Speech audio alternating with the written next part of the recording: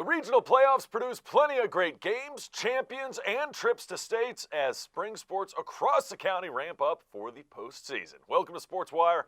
I'm Will Catterley. Of course, sometimes in life, the journey just to get somewhere is the bigger story than the end result. Enter Highland Springs baseball. Now, nobody would envision the Springers or their opponent, Deep Run, to win a regional crown. Both teams entered the first-round matchup as the 8 and 9 seeds, respectively. Even with a win, they'd have to knock off top seed Douglas Freeman. But there was some history to be made here for the Springers. The Springers had not won a regional playoff baseball game in 38 years. To put that into context, I was 6 the last time they did just that. Yes, I'm old. Now, Highland Springs should have held a home game as the better seed, but when rain ruined their field for the day, they had to play at Deep Run instead. So Eli Tillman on the mound for Highland Springs, top one, strike him out, sit him down. Nice start for Highland Springs defensively. They would come to bat, yes, in the bottom half of the inning, which is strange, playing at Deep Run, but they are the home team. As I said earlier, that dog will hunt. It's a base hit, good to get 2 runners on by Brian McDonough would lead to this. Eli Tillman trying to help himself. Fly ball, runner on third's going to tag. And he is safe at the plate. Highland Springs strikes first. They have a 1-0 lead, or do they? The other umpire says the runner from third left to tag up too early. That is an out in baseball all across the board. So it's also the end of the inning. No score, not for much longer. Wildcats strike first. Run comes around the score. Number 6 getting the job done on the wild pitch, Trey Gouch, and then minimizing the damage. Eli Tillman did a nice job. So still 1-0 score. We go bottom 2. Highland Springs got their hitting shoes on. That will work. A base hit to right. 2 runners on for Highland Springs as number 5, Eric Slaughter, really put that, a drive into that one. It would lead to this. Jay Hamill hammers it all the way to the wall. 1 run scores. Here comes another. He'll score. And the Springers jump back on top on a 2 RBI hammer by Hamill. Triple, and it's 2-1. And they weren't done. McDonough, Brian does it again, an RBI base knock. Springers put a 3 spot up in the bottom of the second. They would have a 3-1 lead. Deep Run not going anywhere. Great competitive matchup this was. They were 8-9 seed for a reason. Number 7, Grant Turner, trying to turn the page, get things going the Wildcats' way. And then trying to throw out the runner off second. Turns out to be a catastrophe. That leads to a run. Wildcats score. And Deep Run adds another. Still not finished. This ground ball. They make the play at first, but it goes for an RBI ground out. So what was once a 3-1 lead, now we're all square at 3 apiece. However, this was a seesaw affair, and after this walk right here, Highland Springs is runner on first, second, and third. Ducks on the pond. It would lead to this. Ball 4, that one's high, and that goes as an RBI walk. Eli Tillman helping his own cause. Springers back up 4-3. Then let the big dog eat. Devin Porter, RBI run comes across. Highland Springs, they drive in 2 on the base knock by Devin Porter, and they put a 3 spot in the 4th, 6-3. And it would stay that way as we jump to the 6th. Highland Springs with an insurance run, and they would need it. The wild pitch scores a run. It's 7-3. This game's over, right? Well, now it's 7-4. Didn't show you that run, but Deep Run with a walk has 2 runners on. And then this happens. Ground ball to third. Throws to first.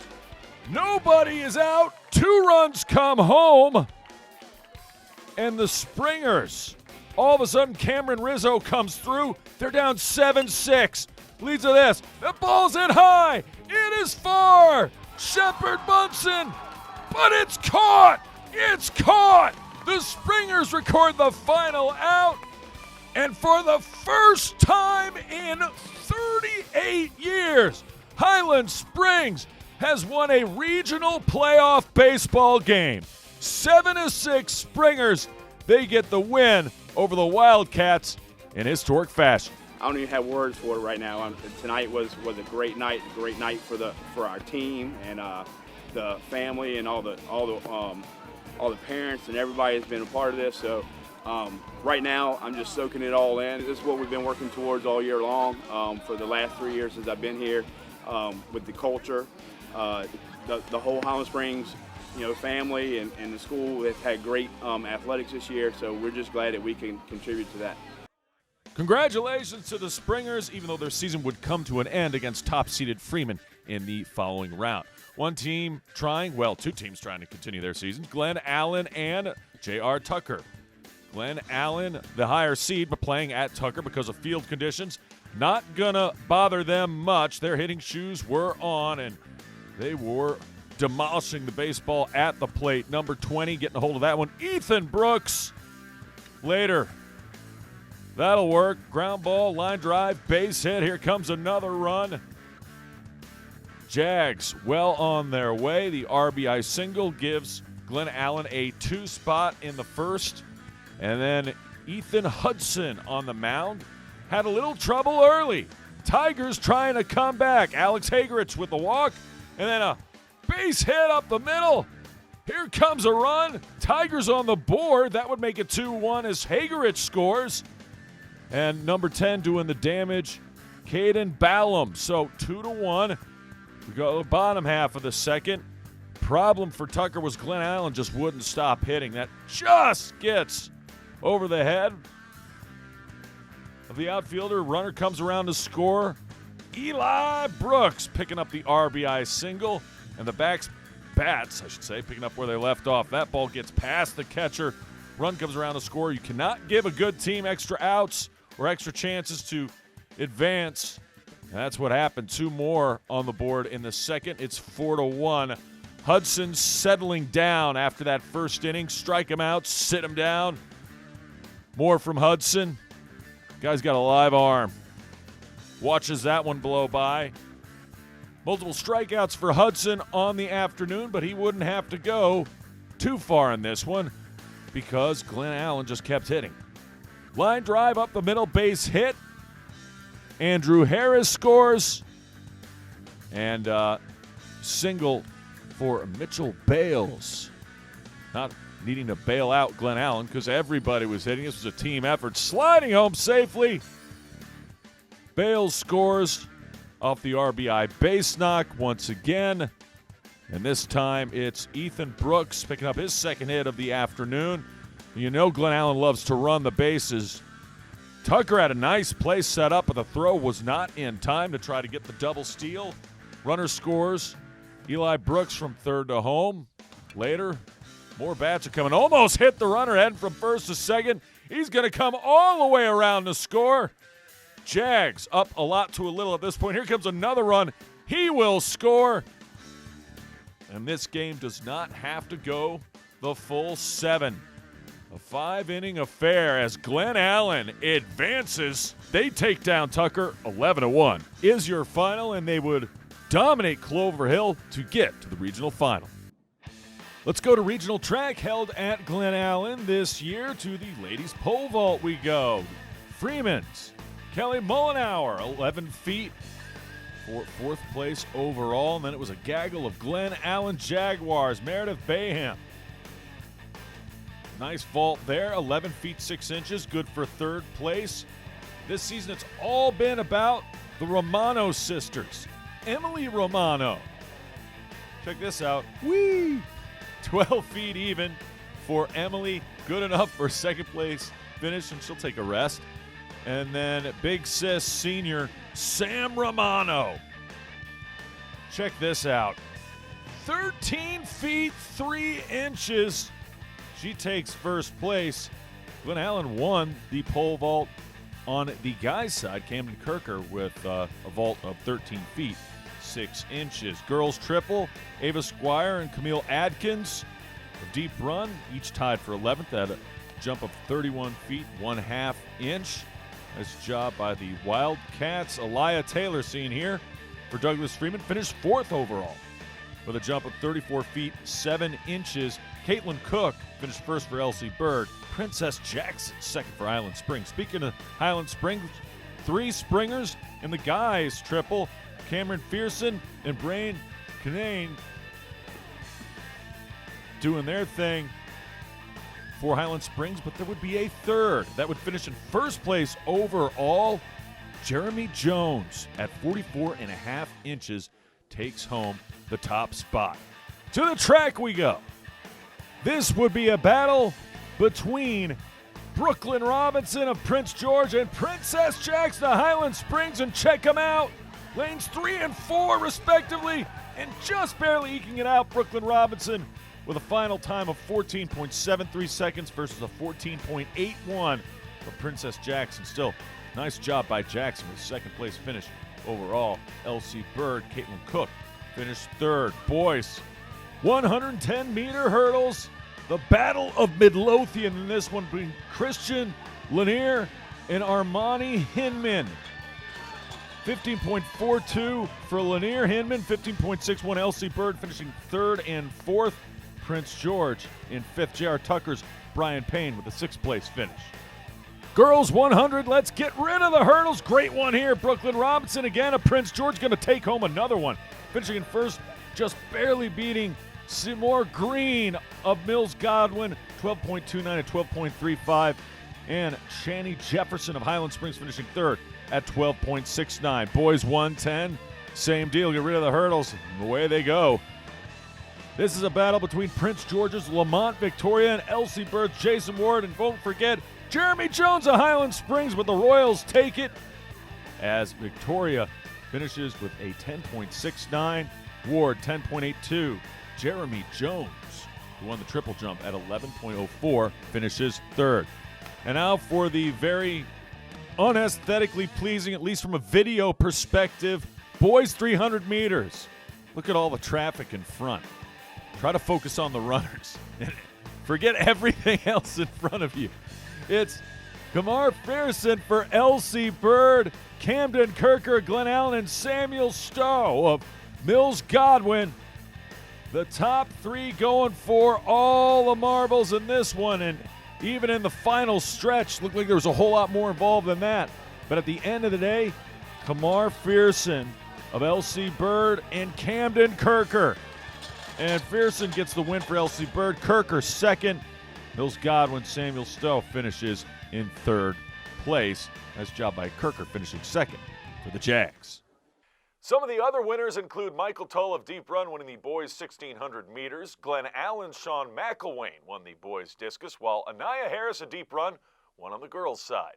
The Highland Springs girls took 1st place overall, followed by Glen Allen, and Glen Allen also finished 2nd overall in the men's team rankings as well.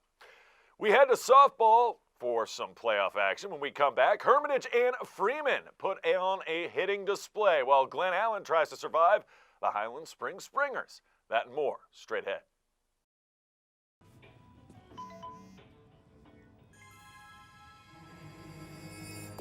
Hey!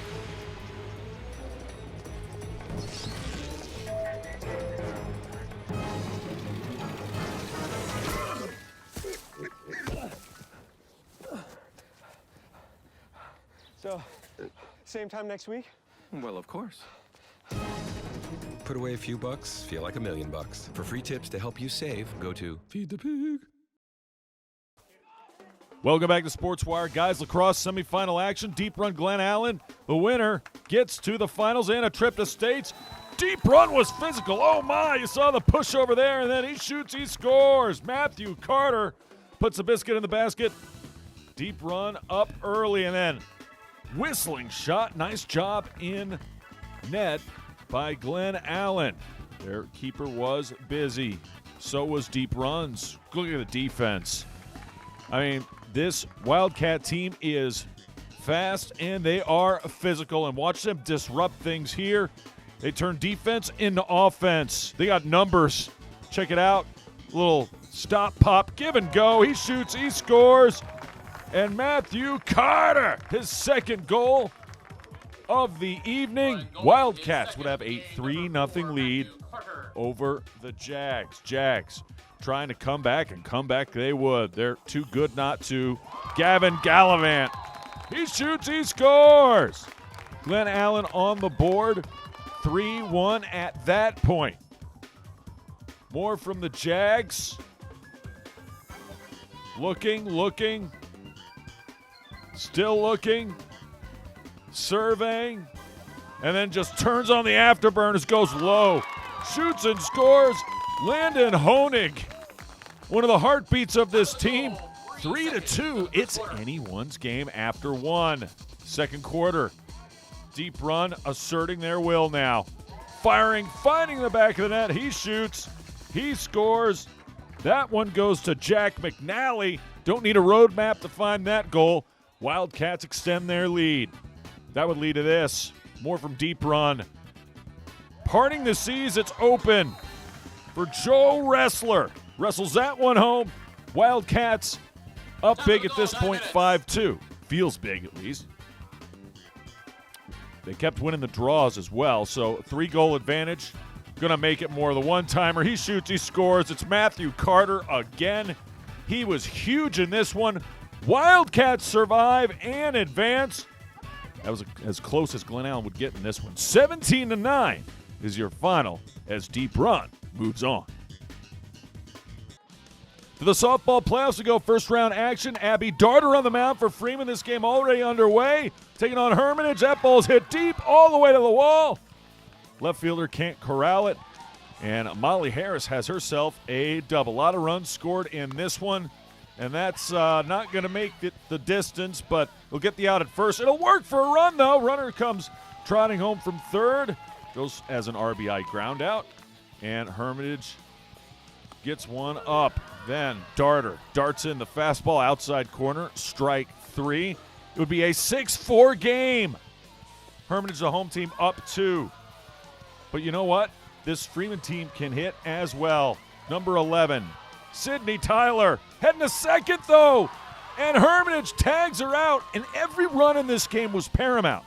Remember, 6-4 lead. Still, middle of this game. That ball's hit high. It is deep. It is off the side of the glove, perhaps, maybe just missed.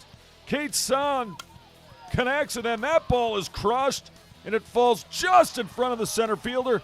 Abby Darter helping her own cause. Yeah, got things going. Couple runners on for this. She was mad at me last week for showing her strikeout. Well, Emmy Clements, I'm showing you getting an RBI single, getting Freeman back in this one, just down 1. They weren't finished. Ground ball to the pitcher. Throws to first. 1. Back to home. No chance. RBI ground out. Abby Darter scores. We are all knotted up back at 6. And then to strike him out, sit him down. Hermitage gets out of trouble, but brand new ball game. Next inning, Darter back in the mound. Runner on second. Right through the wickets. And here comes Hermitage. Here she comes to the plate. She will score. As number 18 comes across, Alana Thompson. There's a bunt. Playing small ball worked really well for the Panthers all night. Manufacturing runs. Everyone mattered. That one comes across as well. And then the big one. Sam Rollison. Base hit. They can't corral that one. That goes as an RBI. I think I know someone with an last name Rollison. Maybe it's just Sam. Good enough for Sam and Hermitage to advance 18-15 the final. We stay at Deep Run. Yeah, it was a softball doubleheader. This was game 1 of it. Reese Roberson on the mound for the Wildcats. Elsie Bird, top first. 2 runners on after that base hit. They're going to make them count. Ground ball to third. Can't quite get a hold of that one. Run comes across to score. 1-0. Skyhawks are flying high. Yeah, 1-0 after half inning of play.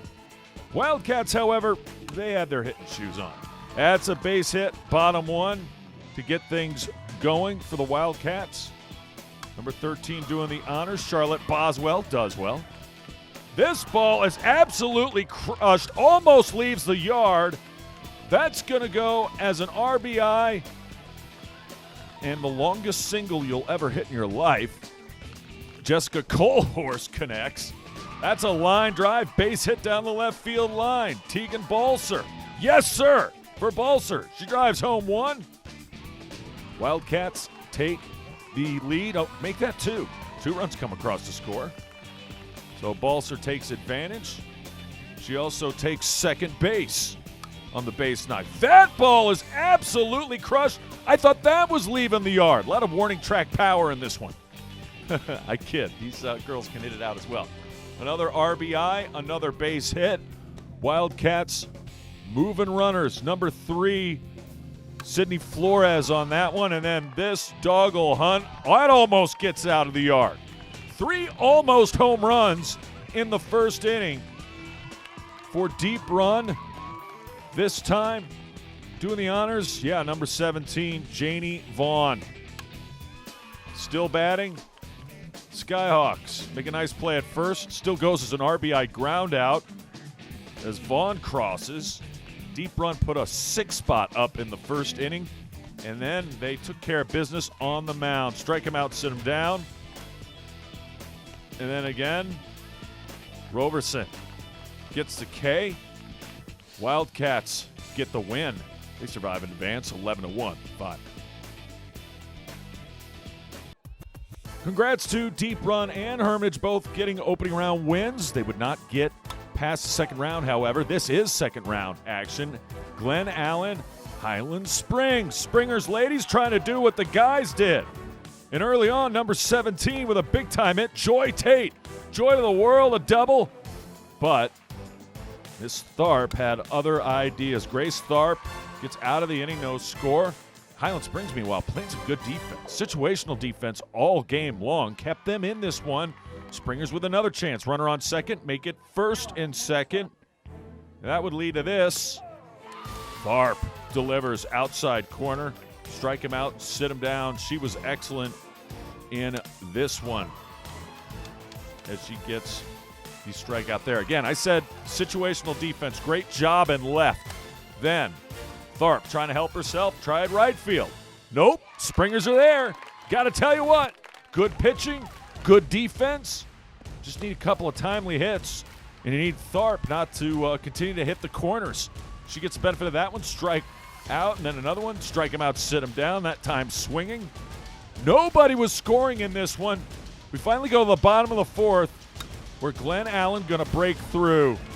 And it would start with Kaylee Granger all the way to the wall. I think that Kaylee Garner, my bad. That's good for a double. Then outside, they try to throw to second to get the run, stealing second. And how many times have we seen this in a season? Runner comes home from third. In Garner, so 1-0. Oh, that is blasted high and far. No, it wasn't. It was off the end of the bat. Good for a base hit and good enough to drive home the run.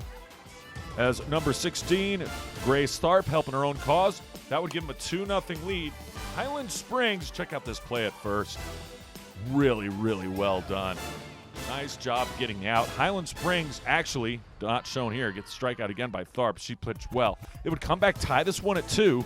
Glen Allen would rally for 3 more. They win at 5-3, although they are eliminated in the following round. We have regional championship lacrosse, guys and girls, when we return. Freeman and Deep Run battle it out for the title, plus Deep Run and Godwin renew their rivalry in girls soccer. That and more next. Todd's a great guy. I mean, look at him. What a sweetheart. Attaboy. Wait, Todd, what are you doing? How totally selfish and un-Todd-like of you. Come on, Todd. Come on, man. Welcome back to SportsWire Regional Championship Lacrosse. It's Freeman, it's Deep Run. Both qualify for states, but the winner gets a home match, and they get the Regional Championship hardware. Deep Run up 3-2 in the first half. Bridget Wilson wants to change that. She shoots, she scores. And that knots everything up right back at 3. These two teams know each other so well, and they usually play tight games. Then on the restart off the penalty, firing, finding the back of the net. Lucy Larkin, you bet. A lot of different ways Freeman can score the ball in lacrosse. They take a 4-3 lead in the first. Deep run, not unfazed. Or not phased, I should say. Neither is Ella Bowen. She puts the biscuit in the basket there. She shoots, she scores. We're back tied at 4. Back comes Bridget Wilson. And she gives Freeman the lead. They weren't finished either. Trying to add on. Grace Moore. She wants more. She'll give Freeman more. She shoots, she scores. Moore with a couple of goals on the night to give Freeman a 6-4 advantage. So we switch sides, second half. Question is, what can Ella Bowen do for you? Well, for the Wildcats, she can produce goals. She shoots, she scores. Wildcats right back in it again. And then, still not finished. Check out Maggie. Here she is, Brogan. She brought it. She fires, finds the back of the net. Wildcats tie it right back up, folks. We are knotted 6-6. Anytime it looked like Freeman was going to run away with it, Wildcats came storming back. Mavs have other ideas, though. Can't keep a good Bridget Wilson down. One of the leading goal scorers from this one on this night. They needed her, did Douglas Freeman. They also got help from other places, as in Ella. She's got Ella Davis eyes. She fires, finds back of the net. Tricky angle to do it. Goes top left shelf. She shoots, she scores.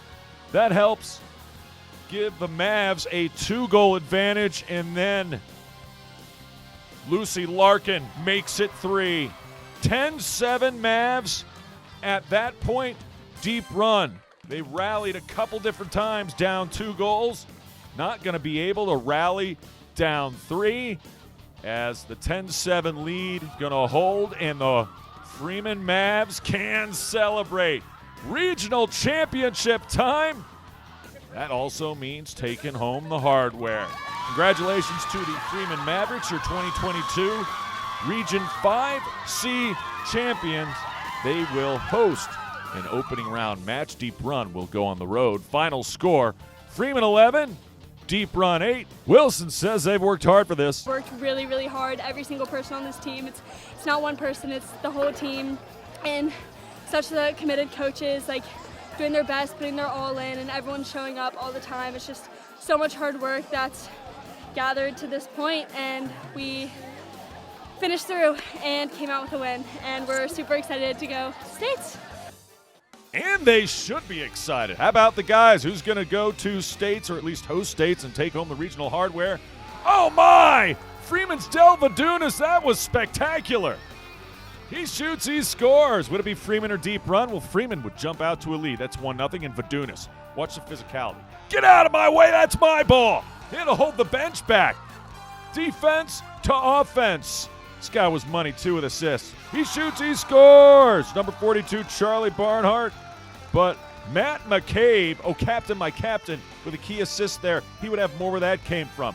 2-0 Freeman, and then firing, finding the back of the net. He shoots, he scores. Will Rader. And Douglas Freeman had a 3-0 lead. Deep Run, not going away, not by a long shot. Similar to the ladies' match. He shoots, he scores. Nice attacking style right there. Ethan Slusher. Slushy would have been good on this day. It was hot. 3-1 Freeman. That would be your score after 1. Changing sides, second quarter. Wildcats trying to come back. And Sebastian Brodziak, yeah, Seabass, they call him, going to lead the charge. That made it 3-2. But how about Del Vadunas? He shoots, he scores. Freeman with an answer. Always seem to have one. You want more Del Vadunas? You got it. Still in the second here.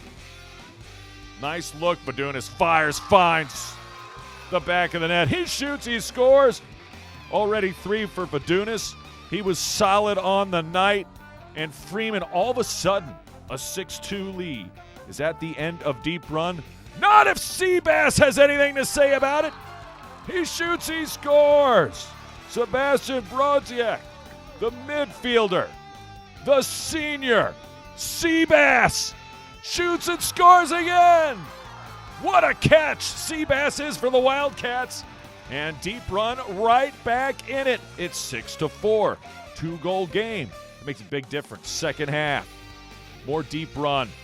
Number 13 fires, finds the back of the net. It's a 1-goal game. Ethan Slusher cooling down the Mavs. We're tied now, 6-6. But when things got tough, Freeman got just a little bit tougher. Number 5, Will Rader shoots, scores, big time. Fourth quarter, Mavs with the advantage. Make it more. He shoots, he scores. Will Davis.